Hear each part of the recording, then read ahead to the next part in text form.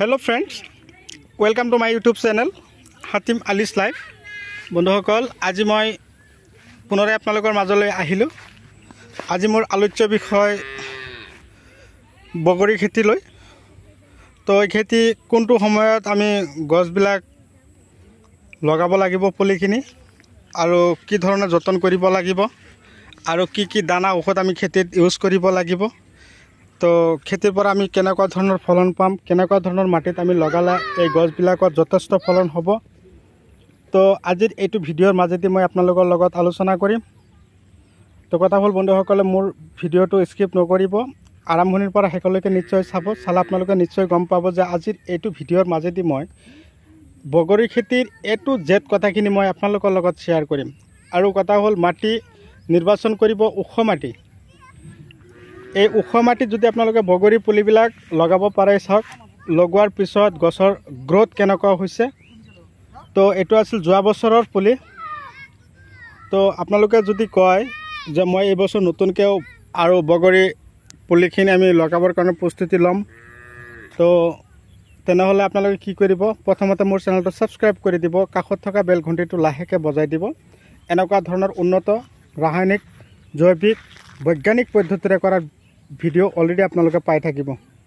তো কথা হ'ল মই এই বছৰ নতুন বছৰত লগোৱা বগৰী পুলিখিনি মই আপোনালোকক দেখুৱাই আছোঁ। ইফালে আৰু 3 কঠা মাটিত লগোৱা হৈছে। এয়া চাওক নতুনকৈ লগোৱা হ'ল। এয়া চাওক যিটো পুলি আপোনালোকক দেখুৱাই আছোঁ এইটো হ'ল মিৰ্চ ইণ্ডিয়া। মিৰ্চ ইণ্ডিয়া ইয়াত 3 কঠা মাটিত লগোৱা হ'ল। পুলিৰ ধৰণ চাওক কি ধুনীয়া।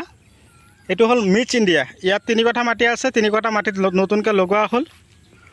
আৰু ইফালে যে আৰু এটা আছে গছ, এইটো যোৱা বছৰ লগোৱা হৈছিল। এইটো কিন্তু মিৰ্চ ইণ্ডিয়াৰ আছিল, যথেষ্ট বগৰী ধৰা। আৰু লগোৱাৰ পদ্ধতিটো মই আপোনালোকক দেখুৱাই দিছোঁ। এটা গছৰ পৰা আৰু এটা গছৰ দূৰত্ব ৰাখিব আপোনালোকে 5 ফুট, শাৰীৰ পৰা শাৰীৰ দূৰত্ব 4 বা 5 ফুটকৈ ৰাখি আপোনালোকে লগাব। লগোৱাৰ এসপ্তাহ পিছৰ পৰা আপোনালোকে খেতিত যতন প্ৰস্তুতি ল'ব। আৰু খেতিত যে যতন কৰিব, খেতিত গোবৰ সাৰটো অকণমান বেছিকৈ দিব। চাওক কিমান ধুনীয়াকৈ গোবৰ খেতিত দিছে গছৰ গুৰিত। আৰু চাং দিব লাগিব। এয়া চাওক খুঁটা ৰেডি হৈ আছে।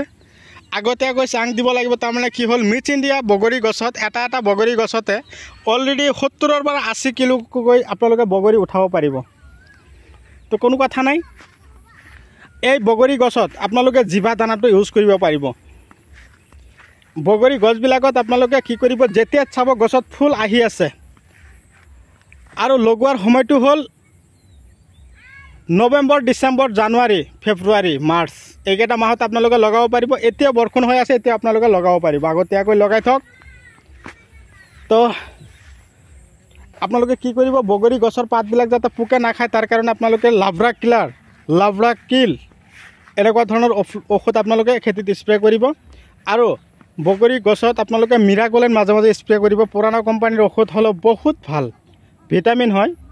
এই মিৰাকোলেনৰ কাম হ'ল কি, গছত সোনকালে ফলবিলাক গ্ৰ'থ কৰিব, ফলৰ ধৰণ ভাল কৰিব, বেছিকৈ ফলন গছত লাগিব।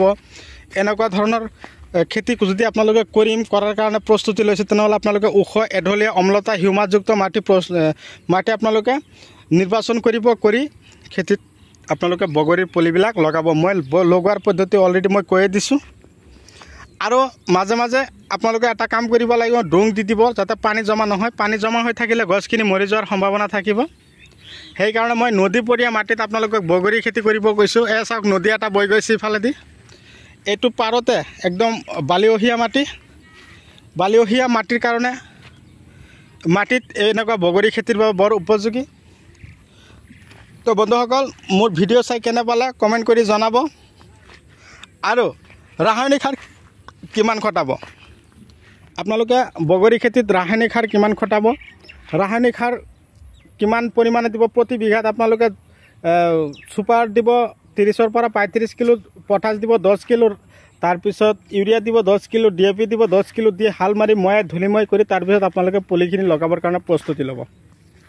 লগোৱা হ'ল, লগোৱাৰ 15 পৰা 20 দিন পিছৰ পৰা আপোনালোকে খেতিত পোকৰ ঔষধ স্প্ৰে কৰা আৰম্ভ কৰি দিব। ফাৰ্ষ্ট টাইম ইক্কা, একতাৰা এইবিলাক দিব বগা মাছিৰ কাৰণে। এইবিলাক পোক যদি আপোনালোকে খেদিব পাৰে, পাতখিনি এনেকুৱা ধৰণৰ পূৰা চিকচিকীয়া হৈ থাকিব। আৰু গছত ফলন ভাল হ'ব। আৰু চাং যে দিব, চাং বাঁহবিলাক কিন্তু ইয়াত ৰেডি কৰা হৈ আছে। চাওক বাঁহবিলাক অলপ শকত বাঁহ দিব লাগিব আৰু ভাল বাঁহ দিব লাগিব যাতে ভাঙি নপৰে। এটা এটা গছত যেতিয়া 70-80 কিলোকৈ বগৰী লাগিব, মিক্স ইণ্ডিয়া আটাইতকৈ ভাল বগৰীৰ ভিতৰত আটাইতকৈ ফলন বেছি দিয়া বগৰীবিধৰ নামেই হ'ল মিক্স ইণ্ডিয়া। এই মিক্স ইণ্ডিয়া যদি পুলি আপোনালোকৰ এতিয়াও লাগে, মই কেৱল পুলি নহয়, যিকোনো খেতিৰ বিধান, খেতিৰ দানা, খেতিৰ ঔষধ এইবিলাক মই আপোনালোকক ডেলিভাৰী দি থাকোঁ। বহুতে দাদাই লৈছে, কমেও 300জনৰ ওপৰত মানুহক মই এনেকুৱা ধৰণৰ দানা ঔষধবিলাক মই ডেলিভাৰী কৰি দিলোঁ। তো আপোনালোকৰ যদি লাগে মোক আপোনালোকে যোগাযোগ কৰিব পাৰিব। মই মানে কথাটো কি হ'ল, মই হাতীমে মই আপোনালোকৰ কাৰণে A to Z 24 ঘণ্টা আপোনালোকৰ কাৰণে আছোঁ। আপোনালোকে মোক কেতিয়া ফোন মাৰিব, মই আপোনালোকৰ ফোন ৰিচিভ কৰিম। আপোনালোকক যিমান পাৰোঁ মই হেল্প কৰি যাম, সহায় কৰি যাম। মোৰ এইটোৱেই কৰ্ম, মোৰ এটাই উদ্দেশ্য, আমি অসমীয়া হৈ যাতে আমি পিছুৱাই নাথাকোঁ, আমি যাতে আগুৱাই যাব পাৰোঁ এনেকুৱা ধৰণৰ খেতি কৰি। তাৰ কাৰণে মই আপোনালোকক এটাই কথা কৈ থাকোঁ, আপোনালোকে সময় চাওক, নদীৰ পানী কিন্তু বৈ থাকিব, ৰৈ নাথাকে। আমাৰ যে বয়স এই কথা কৈ আছোঁ, সময় পাৰ কৰি আছোঁ, এইটো কিন্তু আকৌ উভতি নাহে।